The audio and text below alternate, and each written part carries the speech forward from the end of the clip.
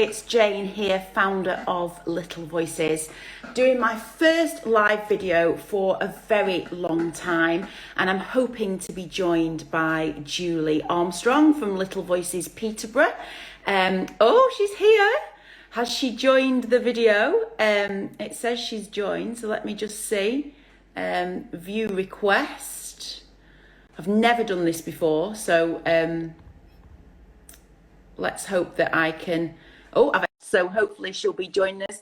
Hello, Grace. Hello, Little Mess Staffordshire. Thank you for joining us. Jane here, founder of Little Voices. I'm hoping we're going to have Julie on screen. Hi. Hello. How are you? I'm fine. This is a new way of doing things, Julie. Do you know what I love about you? You're always happy to try something new and develop and learn. I mean, how boring would it be if we didn't? You've got to keep learning, haven't you? You've got to keep learning. I can see Catherine's watching, your fellow co-chair on the Advisory Council. There's Drama Tots, there's Little Mess Play Staffordshire. So I'm sure people will pop in and out of this live video. I just thought we'd give it a go and maybe give our followers at Little Voices Limited and Little Voices Peterborough an insight into some of our principals' worlds, their backgrounds, why we do what we do and why we love working with children so much. So this could be a really interesting chat, Julie. I hope so.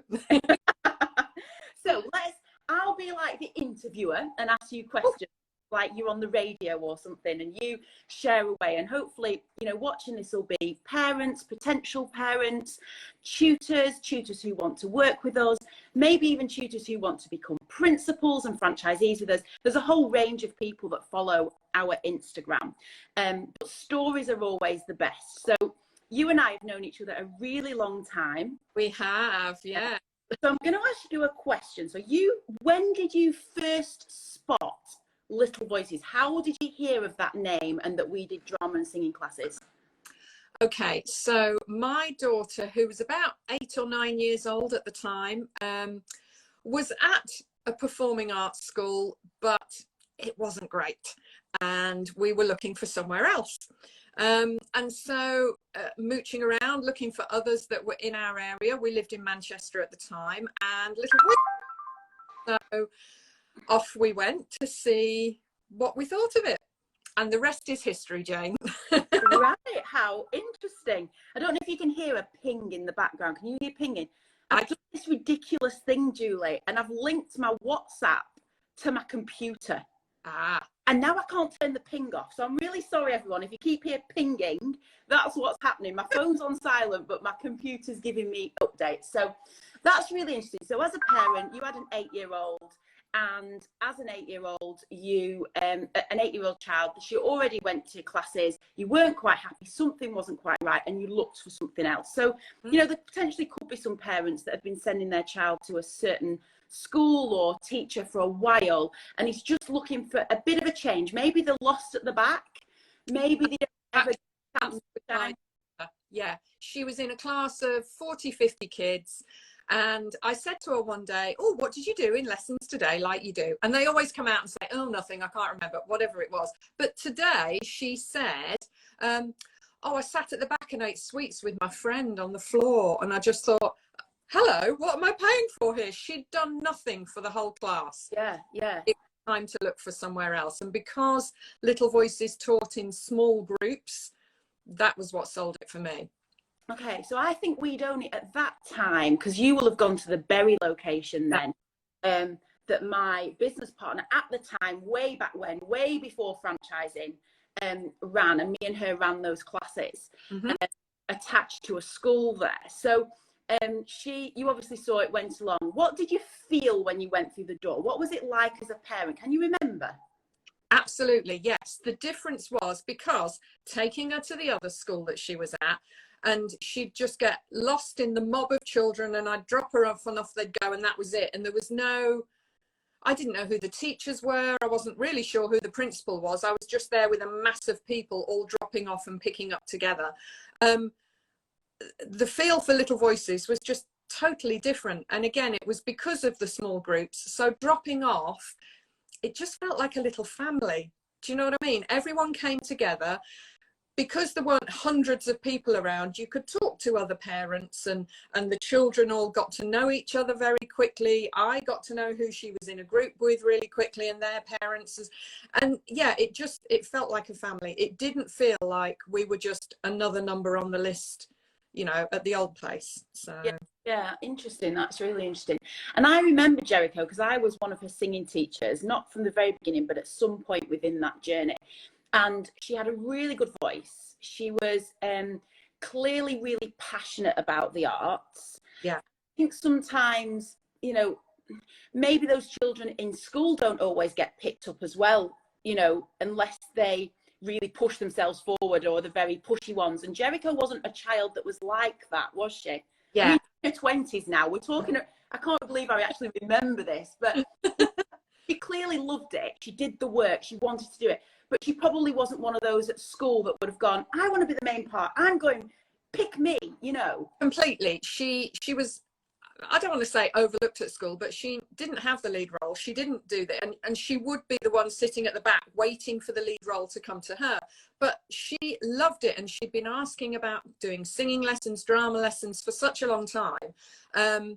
So voices were just the right fit for her, because teaching in the small groups, she couldn't get lost at the back. There was no opportunity to wait for that role to come to her, because there were only 8 places available. So yeah, it was perfect for her. Yeah, and I suppose she was then, because we share that, you know, roll out, I suppose it's not always the same child that gets the lead. Yeah. And they've got to want to do it, obviously. If they only want to be in the chorus, that's fine. But we do share it out. So there was always going to be an opportunity for her to show what she was made of, and have her chance to shine. Yeah, that's right. And she loved it. And she made friends really quickly. She settled in really well. Again, with only a small group, you can't get lost. You can't be the one that's left out, because there's no opportunity for that. The tutor will spot that straight away. So yeah, Little Voices became her safe space, her haven, her sort of play. She just, she loved it. Oh, I do really, really remember. I remember us doing a showcase, and I'm sure she was in The Sound of Music and playing one of the leads in The Sound of Music. And I remember her very clearly on that stage. And I suppose that's, I mean, obviously that's years ago. We're talking maybe 14 years ago, aren't we, Julie, that we're talking about? Yes.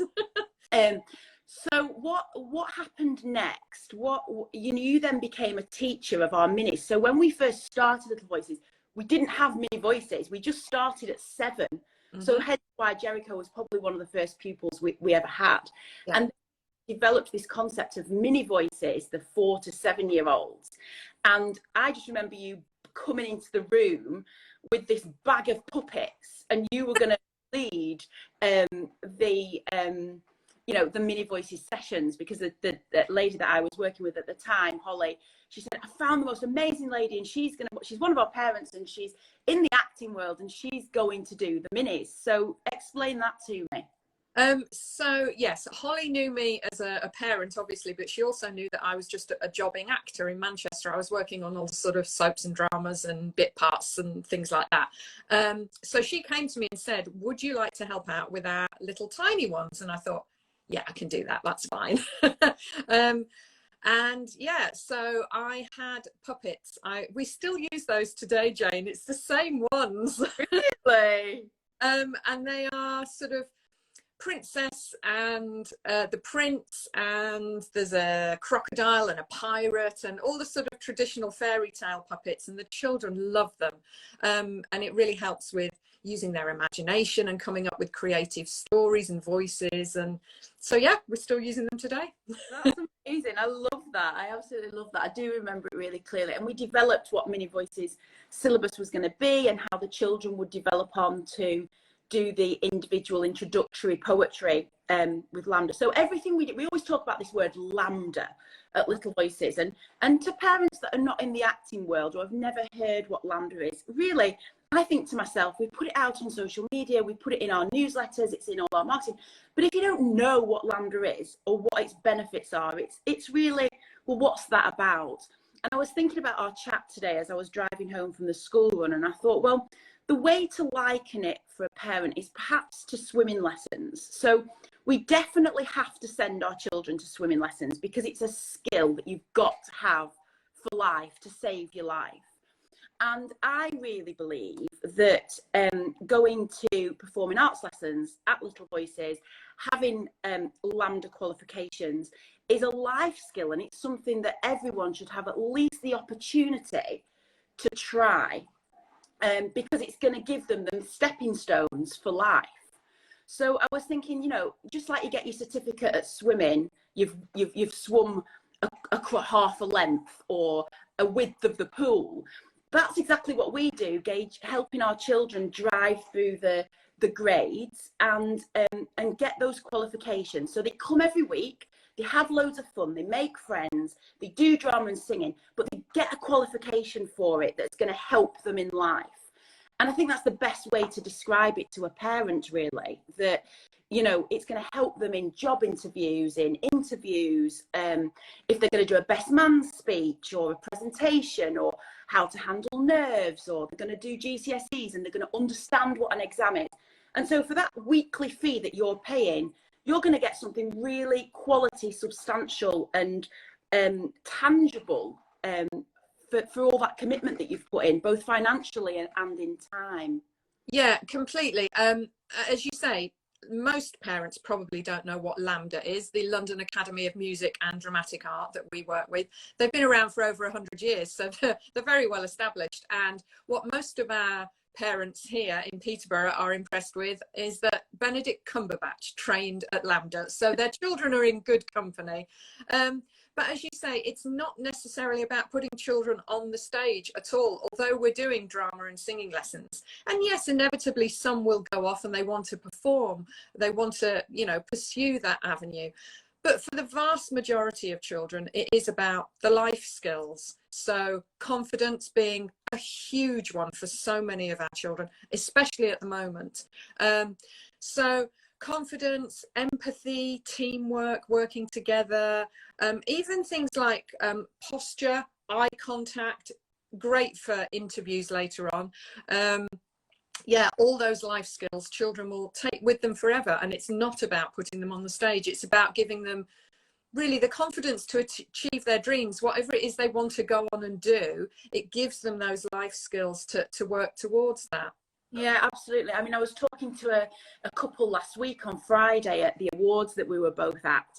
And the lady was, she was a solicitor and her husband worked in utilities, I think, and they desperately want their child to come to Little Voices. And we were chatting. She's heard me speak at a couple of events, and she's kept in touch and followed us, and she can't wait till her son is old enough. He's only 18 months, I think, so we've a while to wait. But she's like, I want him to come. I want him to have that opportunity to develop his own confidence. You know, his dad had played Bugsy Malone years ago, and he knows what it has done for him in life and jobs. So it really is all about that life skill piece. So interestingly enough, you touched on the fact that not all of our children will end up on the stage, and you're right. But give me some of your success stories. Obviously your own daughter is a massive success story because she did follow the route of drama, she did do her degree, she did follow that passion, and she's a working professional now in London. Yeah, also joined the teaching team at Little Voices in other Little Voices locations, which is amazing. It's that like full circle going round. Yeah, she knows what it feels like for those children. So there are children that go on to succeed in that way. But tell me some of your other success stories whilst you've been in Peterborough. Oh my goodness. It's been 10 years we've been here now. I can't believe it. And yeah, so many. It's lovely when you have children who've been with us from the start. So we have got a few that started with us at 4 years old, 5, 6 years old, and are still there now. We've got one girl who wants to go off and be a drama teacher. She's just doing her GCSEs and choosing A levels and colleges and stuff, and then heading off to uni to be a drama teacher, which is that's like, yay, that's what we do. So that's lovely. We have another young man who, again, is a teenager now. He's been there since the start. He really struggled at school. He was bullied terribly at school. And he had a really hard time, and he did struggle, and Little Voices was his haven, his safe space, somewhere that he could come every week, just be himself, not worry about were the bullies around the corner, was someone going to come and get him. And yeah, when he was younger, he had to learn that this is how we work at Little Voices, this is how we behave in class, because his school life was totally different. And he came to us every single week. He wasn't doing that at school. He was getting excluded. He was having all sorts of issues. And without fail, he would be at Little Voices lessons. And it was just wonderful to see the change in him, how he's grown. And he's just been accepted to study drama at college. So we are of him. From all those struggles early on in life, he had a really tough time.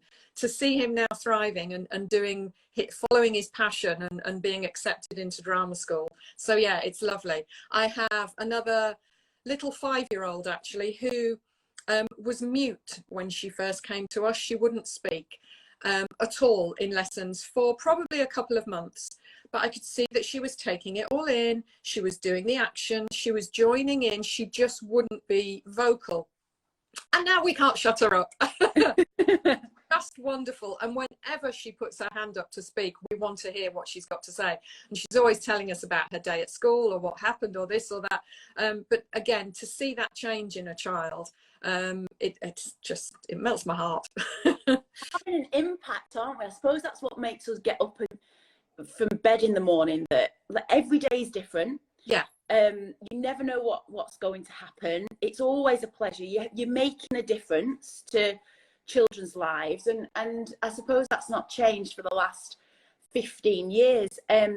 What happened in terms of you going from Manchester, because we need to fill a bit of the story in for people. So you went from Manchester and teaching minis and Jericho being at school up there, and you moved to another part of the country.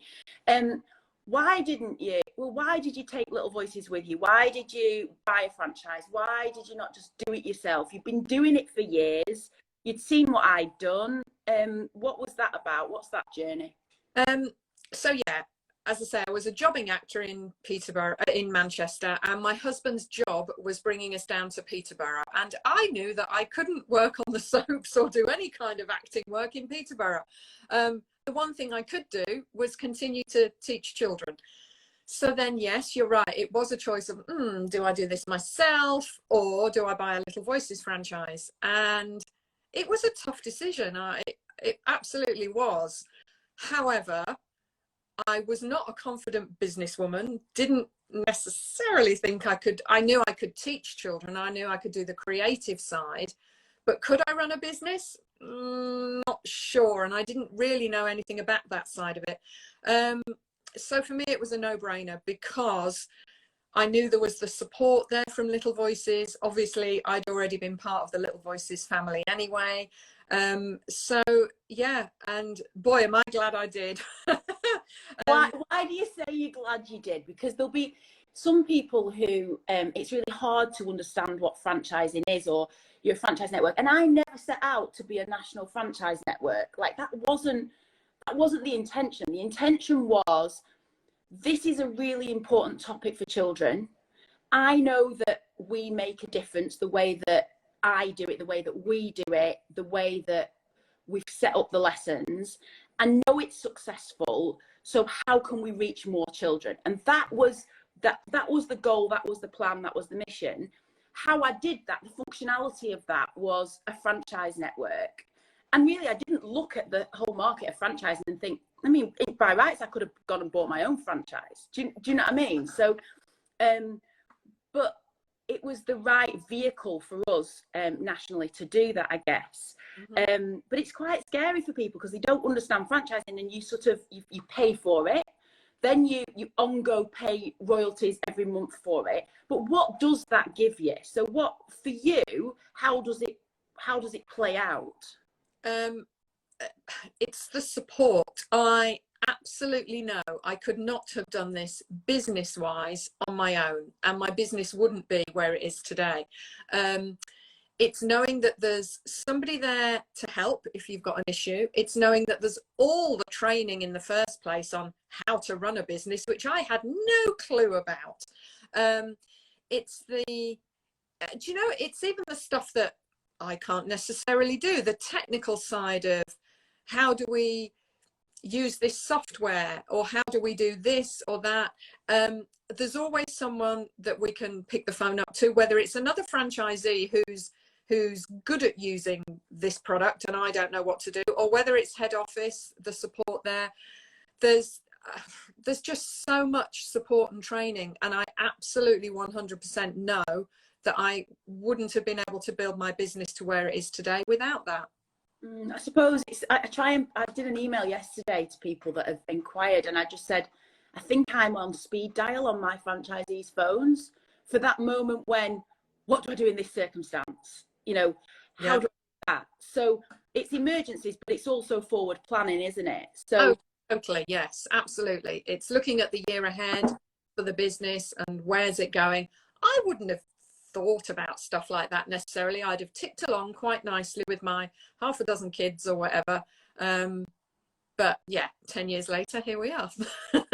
Yeah, that's it. And I want to know what has kept you here for 10 years? I know we have an amazing relationship. I know you're really supportive of the other franchisees. I know you've got loads of friendships within the network. I know that you get on with the head office staff and all of that. But what have your highlights been in 10 years? Oh my goodness. We'll be here forever, Jane.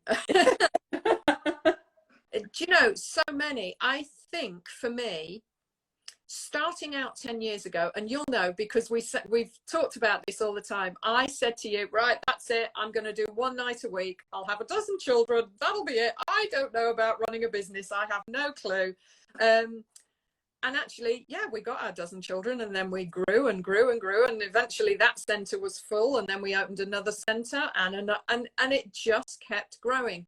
And for me personally now, I have the business at exactly the right fit for where I want to be with my work-life balance. So I think that's the great thing about it. I could, yes, open another 100 centres. Personally, do I want to do that? No. Purely because, again, work-life balance. I have my weekends off, they're family time. We have our centres that run very nicely, give me enough time to work in the office during the day, then go off to the centres where my tutors teach the lessons and I sort of welcome the children and do the front of house. For me, it's the perfect balance. But then there is that option, if you just want it to be a little part-time thing, to just do one night a week for a little bit of extra income, or there is the option to have loads of centres, as many as you can cope with. So yeah, the great thing about it is just being able to run it exactly how you want it and make it work for you. Yeah, that's really interesting. That's really interesting. You're a member of our advisory council, you're chair of that council, and it helps me to shape the developmental future of Little Voices, which is really, really valuable. And I suppose, you know, get a sense of what's happening in other franchise businesses and help us to shape that. So thank you for that time. What does that role give you? What do you feel about that role? For me, it's interesting, isn't it? I've just said that I thought I can never be a businesswoman. I don't know the first thing about how to do that. But in 10 years, I've learned so much from running the business and obviously from the support from head office and the other franchisees.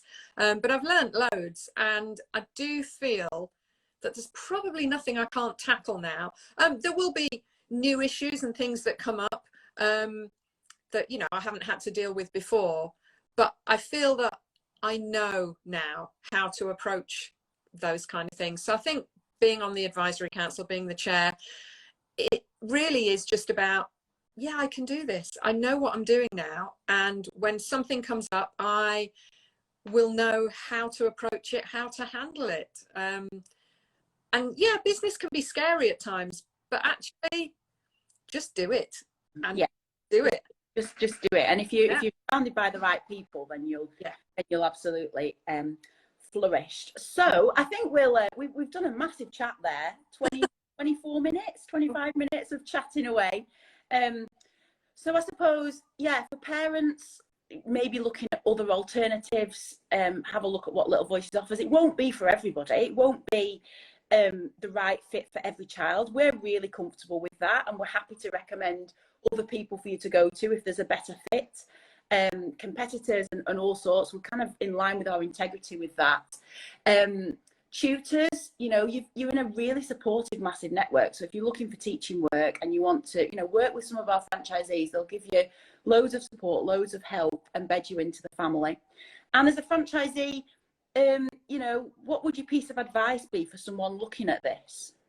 Do you know what? Without any hesitation, it would just be go for it, because the plan works, and as long as you're doing it, it works. And I'm the proof of that. 10 years on from thinking I'll just have one night and a dozen kids. So yeah, follow the plan, and it works. Yeah, just do it. Well, that's a lovely note to end on. Thank you so much, Julie. Hopefully we can save this chat. I've never done one before live on Instagram. We'll save it on the grid, hopefully, and be able to share it. And thank you for talking to me. Congratulations on your 10 years. Oh, thank you. Bye. Bye. So that was Julie from Little Voices Peterborough and myself chatting about her 10 years with us. I'm going to do my best now to save this video. Take care. Bye-bye.